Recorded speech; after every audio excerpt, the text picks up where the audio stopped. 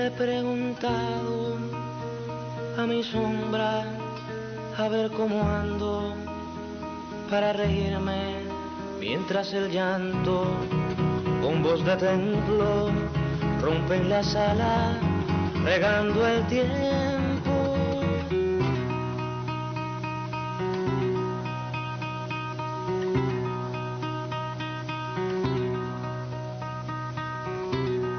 Mi sombra dice que reírse es ver los llantos como mi llanto, y me he callado, desesperado, y escucho entonces la tierra llora. La era está pariendo un corazón, no puede más, se muere de dolor, y hay que acudir corriendo pues se cae el porvenir. La era está pariendo un corazón, no puede más, se muere de dolor, y hay que acudir corriendo pues se cae el porvenir. En cualquier selva del mundo, en cualquier calle,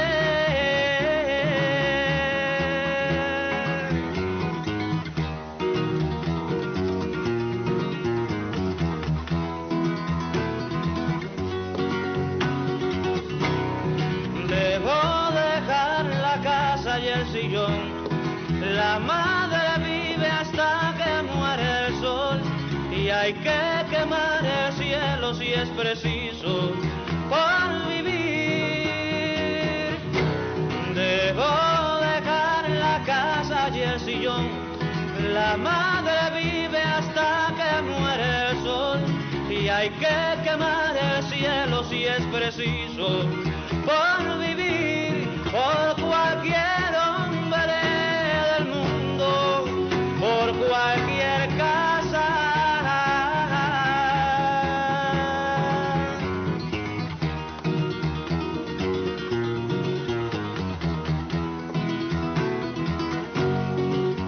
Por cualquier casa.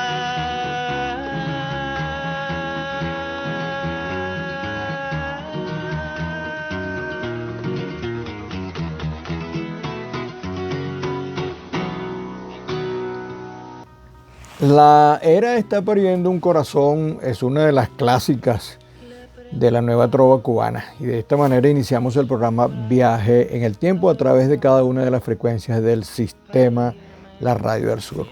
Esa canción, oye, que nos hace recordar de tantas cosas que vivimos, que hemos vivido, quizás en las distintas generaciones que la han escuchado hay distintas percepciones, pero sigue siendo una canción, una clásica de la nueva trova cubana, interpretada por Silvio Rodríguez. Ya vamos a hablar un poco de la historia de esa canción, pero antes quería decirles que con mucho gusto y placer para ustedes estaremos trabajando en Viaje en el Tiempo y en la Radio del Sur, en la presidencia Nieves Valdés, en la gerencia de contenidos Tamar Sánchez, en los controles los compañeros del estudio de la Radio del Sur, técnicos, ingenieros y especialistas en el tema audio.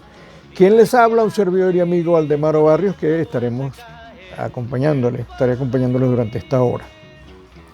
Yo les decía de esa canción tiene que ver con algo que fue muy particular para Silvio Rodríguez, porque según su propia versión fue inspirada en el Che Guevara.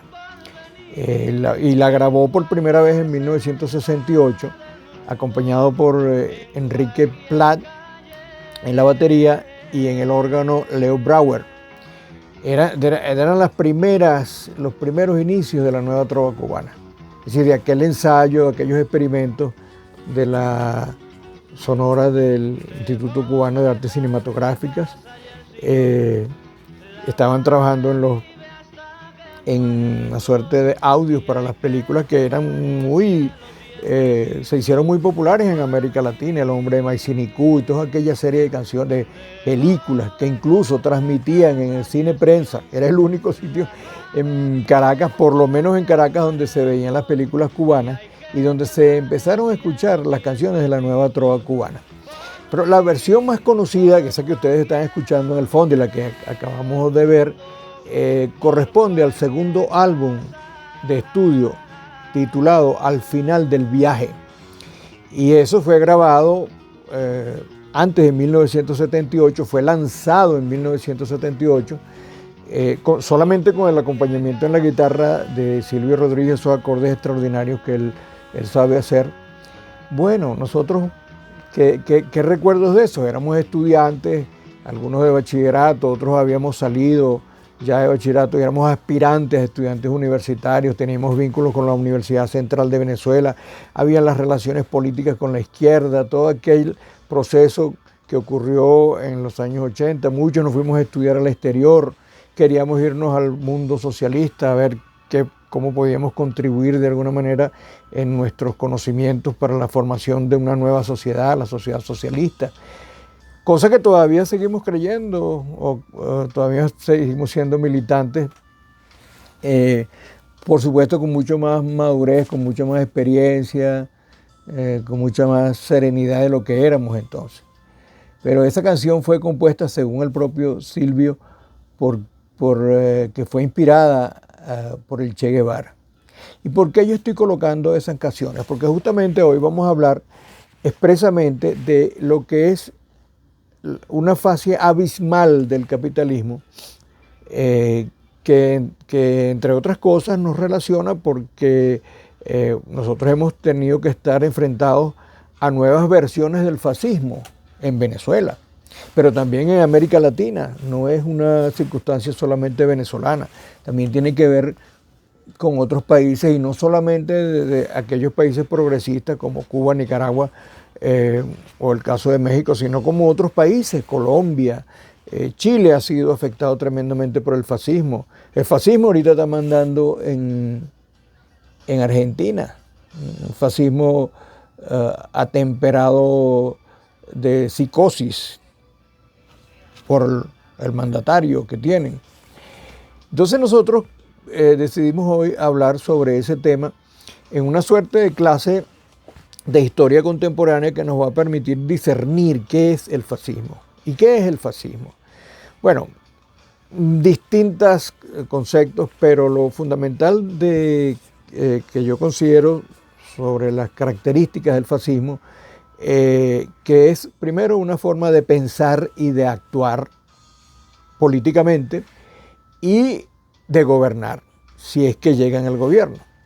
Tiene una historia muy lamentable, ¿no? Durante la primera, posterior a la Segunda Guerra Mundial, la Primera Guerra Mundial, y antes de la Guerra Mundial y durante el proceso de la Guerra Mundial, de la Segunda Guerra Mundial. Pero a través del tiempo se han mantenido esos conceptos vivos, han sido practicados. En América Latina ha sido muy recurrente. Las dictaduras del Cono Sur fueron muy características de lo que era el fascismo.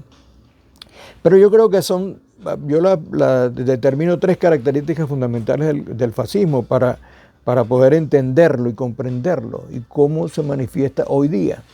Se manifiesta de la misma manera como se manifestó en los años 30 o después de la segunda década o la tercera década del siglo XX, con Mussolini y todo aquel movimiento en Italia, y luego el nazismo, que tenía las mismas características.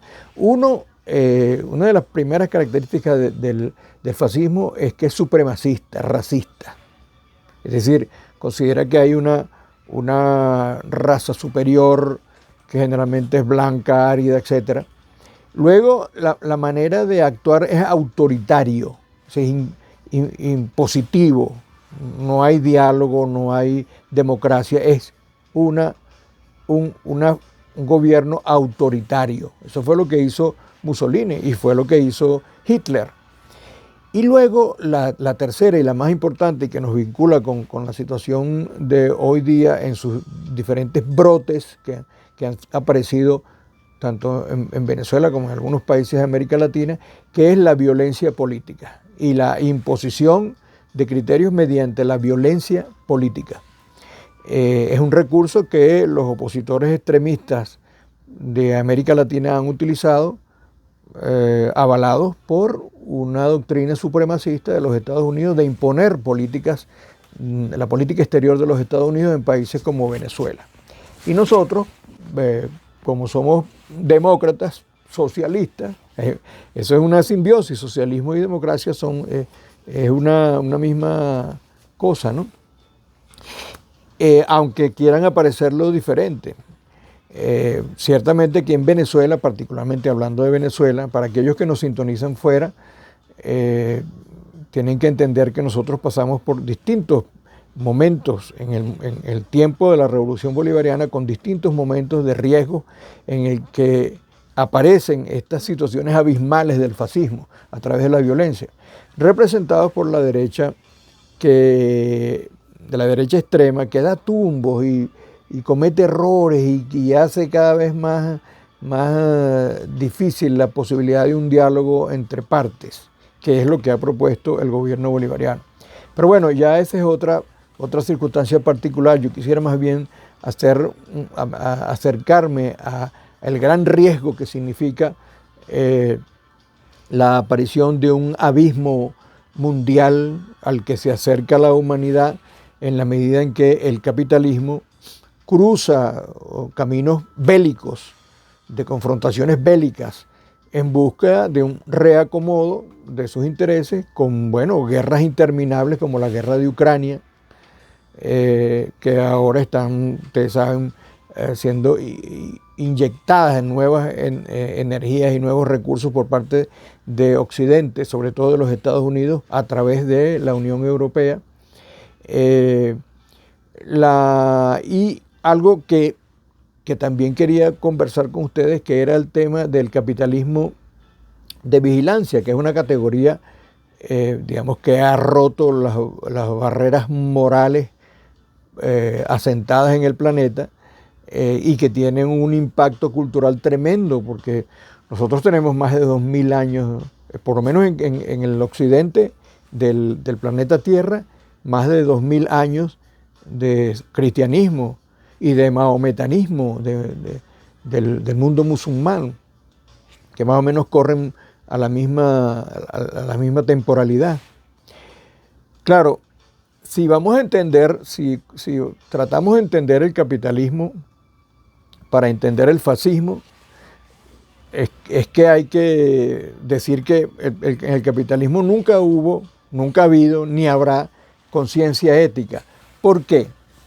Bueno, porque se sustenta sobre la base de la mercantilización de todo lo que tiene que ver con los bienes y servicios, pero incluso con los recursos que la humanidad tiene para sobrevivir. Todo lo ha convertido o casi todo lo ha convertido el capitalismo en mercancía para ser vendido y para lucrar a alguien o lucrar a grupos poderosos en el mundo. Lo que no han podido lograr hasta ahora es tratar de mercantilizar el aire. Sin embargo, los aires acondicionados de alguna manera tienen el agua, por ejemplo, que son dos elementos indispensables para vivir en el planeta.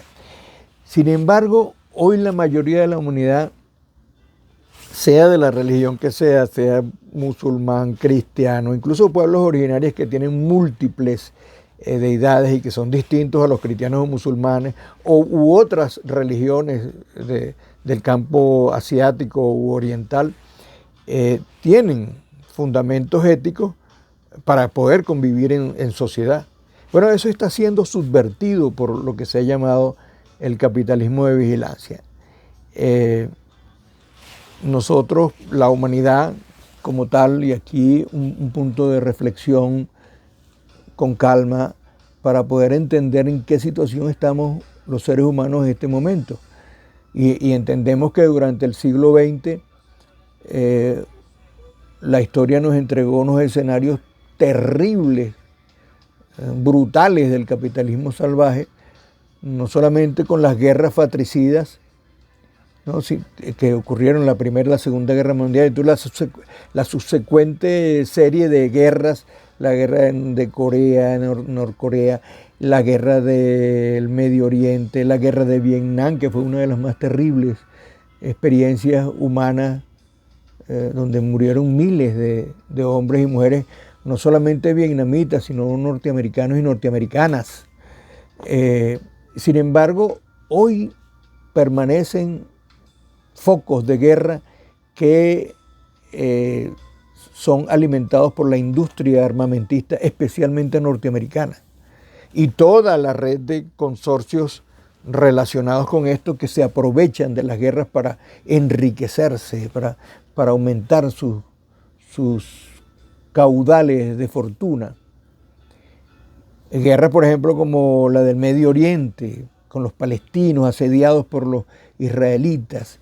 Esa línea muy delgada que hay en las agresiones que han hecho los Estados Unidos contra Irán o contra otros pueblos, la guerra entre Yemen y Arabia Saudita, las invasiones a Libia, es decir, toda una serie de conflagraciones que caminan y que transitan la línea delgada de una conflagración nuclear que pone en peligro la propia existencia del género humano en el planeta Tierra.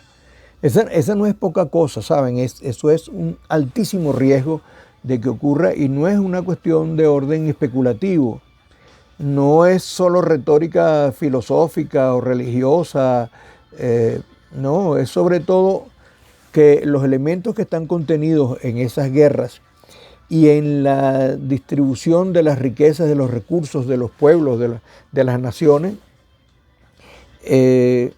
nos acerca a una comprensión de nuestro mundo real, cotidiano, ¿no?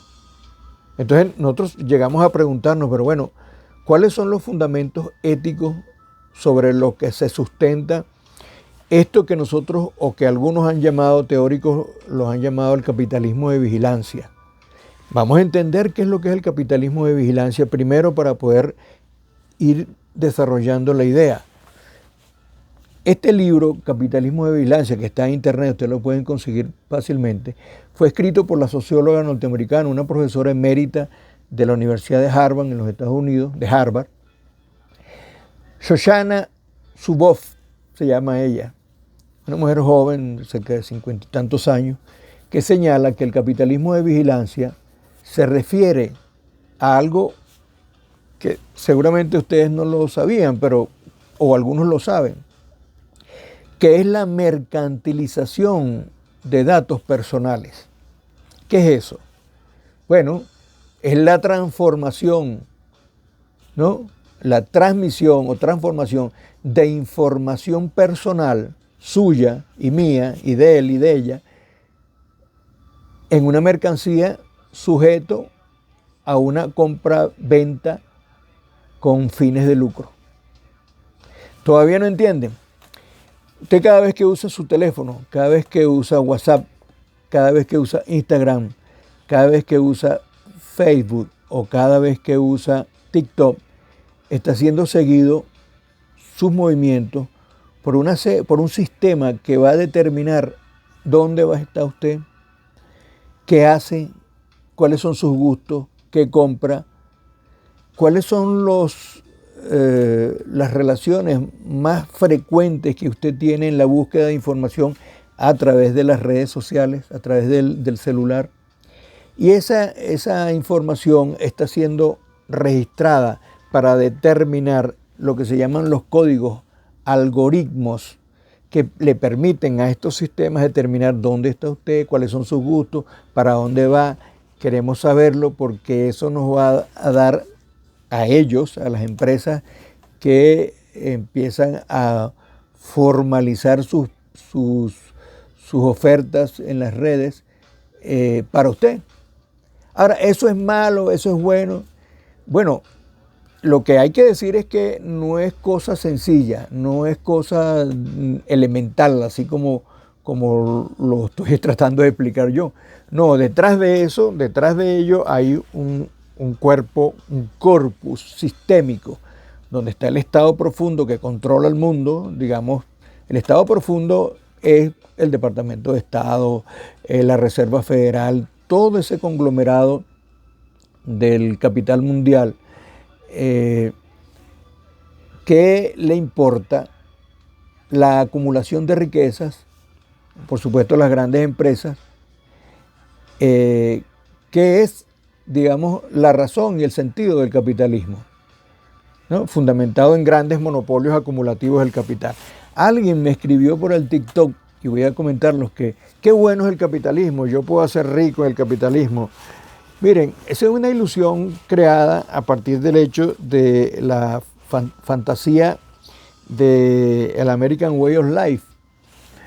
La realidad es que nadie se hace rico de la noche a la mañana de manera tan fácil como se lo comprende, porque si fuera así, ¿cuántas personas no se hubieran ganado la lotería? Muchos de los que han hecho sus riquezas, digamos, fenomenales, gigantescas, es porque han sido extraídas, han sido robadas o han sido conculcadas de otros. Así es, así como se lo estoy diciendo. Pero como ese no es el tema, yo lo voy a dejar hasta aquí y voy a entrar en algo que tiene que ver con esto específicamente del capitalismo de vigilancia, y que, bueno, no es que no estemos negados al uso del celular, ¿verdad? Porque resulta que es un espía nuestro. No. Las posibilidades científicas y tecnológicas y el uso de los dígitos, digamos, el uso de lo digital en beneficio de la humanidad es un gran logro, indudablemente. Pero este gran logro tendría que estar dirigido a el mejoramiento de las condiciones sociales de la humanidad. Pero no resulta así. Los resultados sobre esto es que hay una tremenda afectación al comportamiento humano, pero muy especialmente a una audiencia selectiva donde están los niños, las niñas, los adolescentes, los jóvenes. ¿Por qué? Uno, porque resulta para el capitalismo de vigilancia, bueno, los principales clientes, sino ellos, sus padres, de las cosas inútiles que se venden, toda clase de cosas inútiles. Entonces, ¿por qué yo digo esto de los niños, las niñas, los jóvenes? Porque son muy susceptibles de aceptar un mensaje negativo en el que no son capaces ellos de discernir, como lo puede hacer un adulto, una mujer o un hombre adulto, de algo que a veces tampoco no lo hacen, sobre el uso indiscriminado de las redes. Ahora, ¿es esto nuevo? ¿Es esto novedoso? No, lo novedoso son los hallazgos hechos por la neurociencia, que ha encontrado en el uso indiscriminado de las redes, y por eso están siendo vetados algunos de estos emporios económicos como X o como Facebook, en tanto que generan, por un lado, patologías que afectan el comportamiento individual y la relación del individuo con la familia y la sociedad, que en algunos casos, y en razón de la calidad del mensaje, puede generar psicosis, ¿no? O cuadros de comportamiento psicótico que pueden resultar en afectaciones secundarias, como la disminución de las defensas inmunológicas en el organismo humano, nada más que por señalar una. Pero también está la manipulación de la mentira, la falsedad, para poder tener ventaja ante un adversario o un enemigo. Esto no es guerra psicológica. La guerra psicológica es otra categoría que podemos explicarla posteriormente.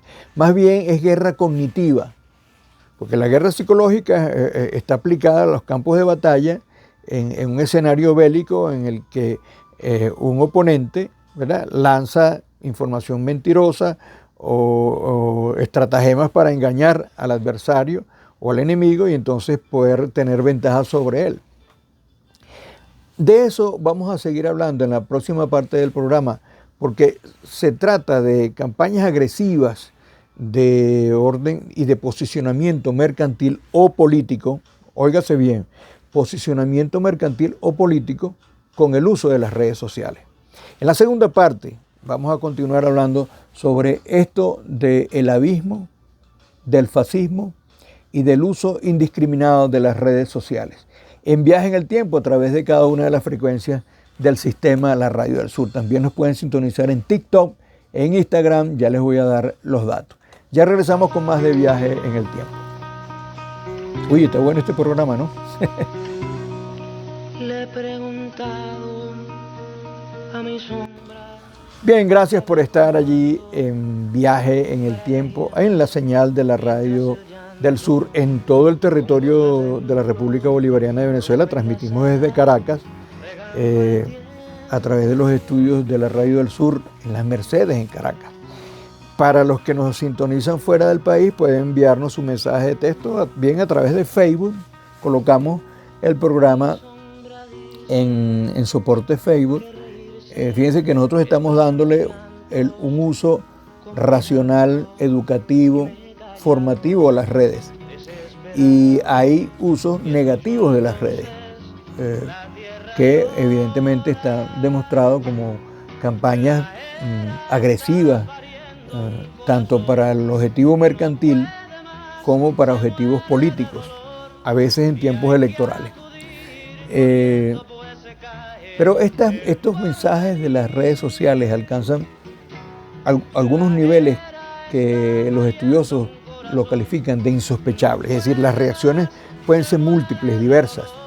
En ese sentido, hay un psicólogo francés que yo lo he recomendado en el programa otras veces, y es el trabajo de Stanislas Dehaene.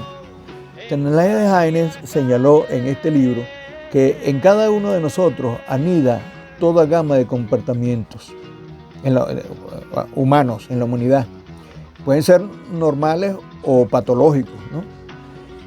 Y por eso debemos desentrañar todas las enfermedades de la mente, desde las más anodinas ilusiones visuales hasta las más graves como el autismo, la esquizofrenia o Alzheimer, ¿no? Como resultado previsible de una máquina extraordinaria, sofisticada, que es el cerebro, la mente, pero que es pasible de verse expuesta a lo que él llama inputs anormales o calibraciones inexactas. ¿Qué es eso de inputs anormales? Bueno, imposiciones anormales, informaciones anormales, mensajes anormales, valoraciones o calibraciones inexactas, mentiras que también el cerebro puede asumir como verdades. Y que para las técnicas de cómo saber la verdad, nadie va a estar revisando cosas de lo cotidiano si es verdad o mentira. A lo mejor lo hacemos. Siempre yo digo, cada vez que reciban una información por las redes son indiciarias, decía Eyarle Herrera. Por lo tanto, hay que hacer la triangulación. A, B, C. Si A coincide con C, una misma información, descartamos B y seguimos triangulando hasta encontrar lo más cercano a la verdad, porque la verdad no puede ser absoluta. Se aproxima uno siempre a la verdad, pero se aleja de la falsedad.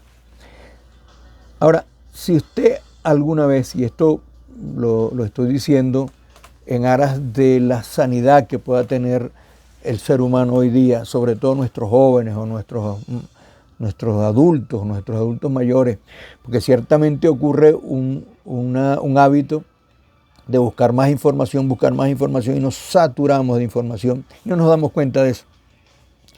El tiempo de ocio lo usamos para buscar información, pero si usted tiene alguna vez la oportunidad de dejar de ver mensajes en su celular por 24 horas,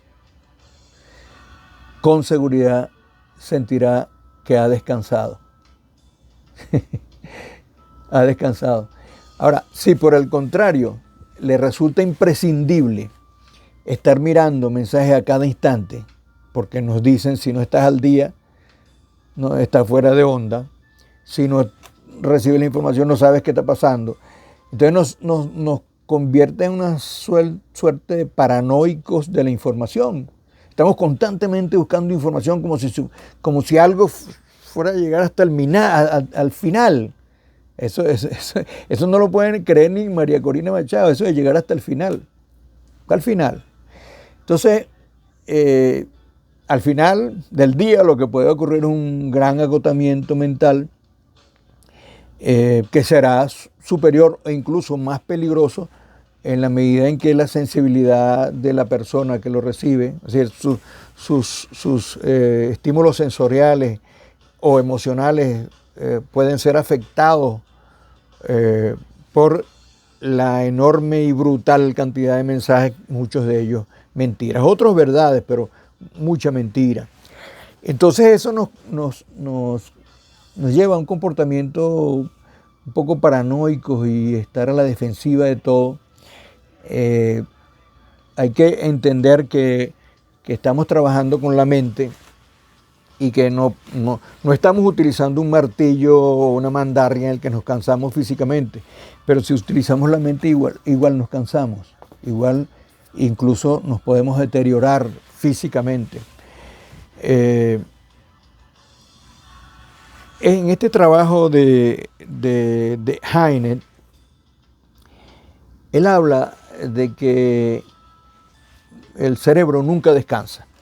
Y ciertamente el cerebro nunca descansa, incluso cuando estamos dormidos estamos teniendo sueños bien de alegría o bien de preocupaciones del día a día, pagar las cuentas, llevar a los muchachos al liceo, comprar los útiles, comprar la comida.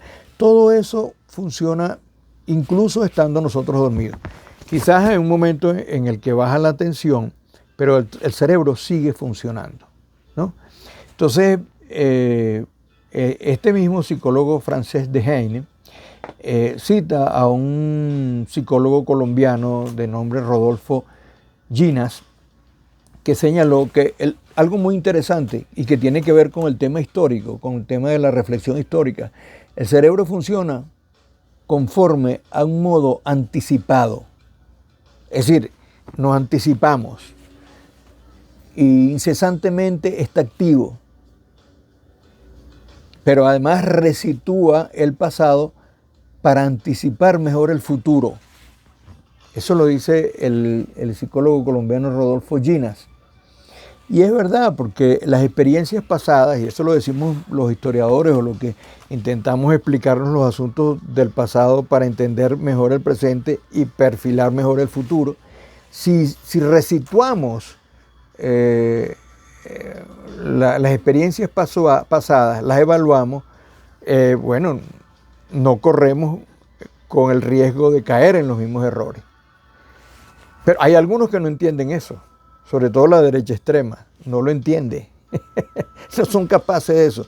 No son capaces porque hay una lógica de orden delincuencial en el que los delincuentes, que son seres que tienen una patología de comportamiento, no son capaces de revisar el pasado para reflexionar, para modelar sus conductas, para entrar en un nuevo ámbito como el diálogo, por ejemplo. No son capaces de eso. Entonces hay una situación de psicopatología que les crea mucho ruido y no les permite pensar porque están enfermos. Eso es así. Ahora, volviendo a las redes, desde que las redes se hicieron extensivas, se impone con mayor fuerza lo que se llama una nueva era de la percepción humana, unas nuevas maneras de cómo se percibe el mundo.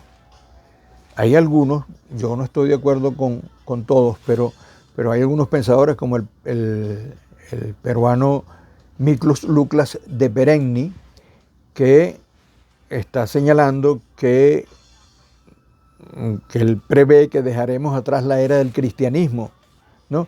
Y comenzará un nuevo periodo de la era en el que el hombre será Dios, es decir, el Homus Deus. Y yo me pregunto, ya va, están hablando de las redes, están hablando de un nuevo sistema de pensamiento, están hablando para dónde vamos, supuestamente, pero yo me pregunto, pero ¿para quién? ¿Para quién será ese Homus Deus? ¿No? Y me pregunto, ¿la tecnología y la ciencia al servicio de quién? ¿De una minoría? ¿De una minoría que quiere controlar el mundo para seguir acumulando capital, dinero? ¿O para las mayorías que necesitan suplir de necesidades fundamentales su vida cotidiana? La alimentación para los millones de niños que se acuestan sin comer o de adultos que se acuestan sin comer porque no tienen las posibilidades de ello. De un mundo que está no solamente en la línea delgada de una confrontación nuclear, sino de cambios climatológicos que han afectado terriblemente la vida en el planeta. Ahí entonces está, y esa seguirá siendo siempre la pregunta ética a responder ante la avanzada amoralidad del capitalismo de vigilancia. Es decir, son temas que nosotros, que cotidianamente se los dejamos a los especialistas. No, son temas que debemos discutirlos en las comunidades, con nuestras familias, que tenemos que confrontar los hábitos dañinos de un joven todo el día jugando en un videojuego en el que sus neuronas están siendo afectadas por la falta de motorización del pensamiento, de la dinámica del pensamiento, de la reflexión, del juicio, de ese músculo que es la memoria y que permite que la humanidad se active en progreso, en bienestar social, etc. Ese es el gran problema, el gran dilema que tenemos los padres. Y yo hablo como padre, en el que nosotros nos confrontamos con una situación real de dificultades de orden cognitivo de parte de los jóvenes, por un hábito que de repente les da satisfacciones al ganar un juego. ¿Qué han ganado con eso? Sienten una satisfacción de ganar, pero no ganaron nada. Al contrario, están perdiendo las capacidades de unas neuronas dinámicas, de un cerebro creativo que le permita la lectura reflexiva, etc. Ese tiempo no puede terminar, así que no estoy de acuerdo con Miklos Lukács cuando él dice de hombre, homo deus, ¿no? No, seguimos siendo el hombre sapiens, el hombre sabio. El homo sapiens seguirá siendo por muchos siglos más. En tanto, desarrollemos la capacidad crítica reflexiva de nuestra propia situación, incluso cotidiana. Bueno, los dejamos hasta aquí y yo quería cerrar el programa diciéndoles que hemos con gusto y con placer trabajado para ustedes en la producción, en la presidencia de la Radio del Sur, Nieves Valdés, en la gerencia de contenidos Tamar Sánchez, que debe estar por allí atareada haciendo sus gestiones de producción y tal. Los equipos de la Radio del Sur en sonido, en audio, a quien les agradezco siempre la posibilidad de salir al aire a tiempo. Y quien les habla, un servidor y amigo, Aldemaro Barrios Romero. Les voy a recordar el TikTok, el Instagram y también el YouTube para que nos conectemos y hagan sus comentarios. Los comentarios en TikTok son muchos, a veces necios, a veces buenos. Muy agradecido por todos los corazoncitos que dejan, las gracias por eso y por haberlo dicho, por los mensajes que nos dejan en tales medios. A propósito que estamos hablando de las redes sociales, vamos a despedirnos con una canción que yo digo es universal, de Silvio Rodríguez, ¿no? Y él señaló que casi todas las canciones del disco Cita con Los Ángeles las hizo en algo así como en mes y medio, ¿no? Y él dijo, fue la conmoción que tuve por la agresión a Irak, tanto que hubo un momento que tuve que, ya les voy a decir, que quitar canciones porque el disco era demasiado sangriento. Es un disco que está prácticamente vuelto hacia una realidad, es una realidad terrible, y la descripción que hace Silvio Rodríguez como cantante universal es tocar cada uno de los hitos históricos de la humanidad que viene arrastrando, digamos, tragedias, pero también victorias. Y así nos despedimos en Viaje en el Tiempo con Cita con Los Ángeles y Silvio Rodríguez. Hasta una próxima oportunidad. Suerte.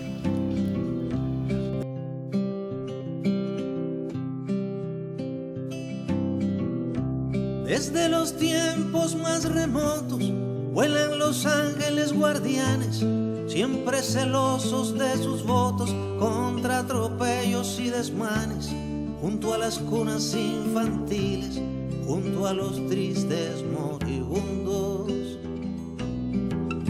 Cuentan que velan los gentiles, seres con alas de otro mundo.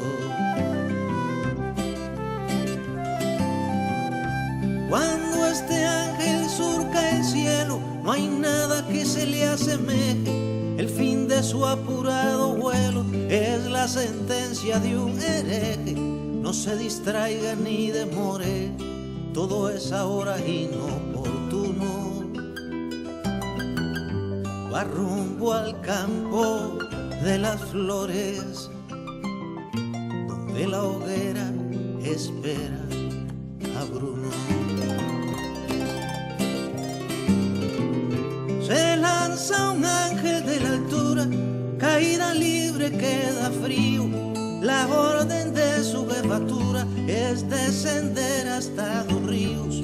Es 19 y también mayo, monte de espuma y madre sierra. Cuando otro ángel a caballo cae con los pobres de la tierra. Dicen que al filo de la laguna un angelote compasivo pasó delante de la luna sobrevolando los olivos, y cuentan que con mala maña fue tiroteado su abanico justo a la hora que en España se asesinaba a Federico. Un bello arcángel aletea junto a un gran pájaro de hierro, procura que un hombre lo vea para ahuyentar 100.000 destierros, pero el arcángel se sofoca y un ala azul se le lastima, y el ave negra abre la boca cuando atraviesan Hiroshima.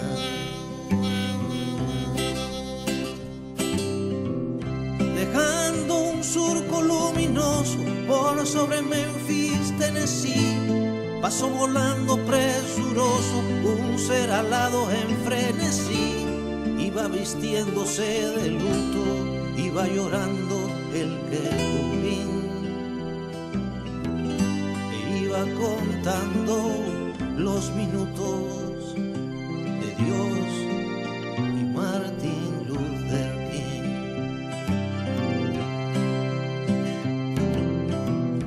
El ángel pasa bajo un puente, después rodea un rascacielos, parque central lleno de gente, no se da cuenta de su vuelo. Cuánta utopía será rota y cuánto de imaginación, cuando a la puerta del Dakota las balas derriben a John. Septiembre aúlla todavía, su doble saldo escalofriante. Todo sucede un mismo día, gracias a un odio semejante. Y el mismo ángel que allá en Chile vio bombardear al presidente, ve las dos torres con sus miles cayendo inolvidablemente. Desesperados, los querubes toman los cielos de la tierra y con sus lápices de nubes pintan a Dios cesa las guerras, el mundo llena los balcones y exclama al fin, esta es mi lucha. Pero el Señor de los cañones no mira al cielo ni lo escucha.